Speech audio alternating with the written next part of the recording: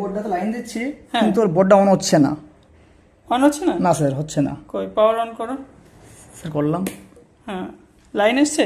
হ্যাঁ স্যার, বোর্ডে line line এসছে। এসছে তাই তো? কই হ্যাঁ স্যার, শর্ট করো দেখি। শর্ট করলাম, তাও চলছে না স্যার। হালকা ধাক্কা দিল ফ্যানটা, তারপর চলছে না। ফ্যানটা ধাক্কা দিল একটা, চলছে না তাই তো? হ্যাঁ স্যার। পাওয়ার অফ করে দাও। স্যার করলাম।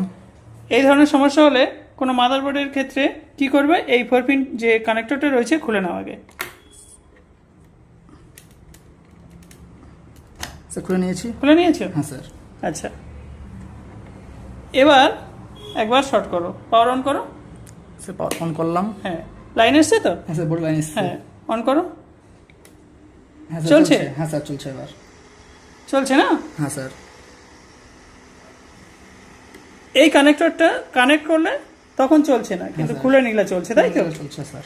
এই ধরনের যদি হয় কোনো মাদারবোর্ডের ক্ষেত্রে, তাহলে মনে করবে এখানে এই যে ভিআরএম সেকশন রয়েছে, ভিআরএম সেকশনের মধ্যে প্রবলেম রয়েছে, ভিআরএম সেকশনটা আমাদের রিপেয়ার করতে হবে। আচ্ছা ঠিক আছে।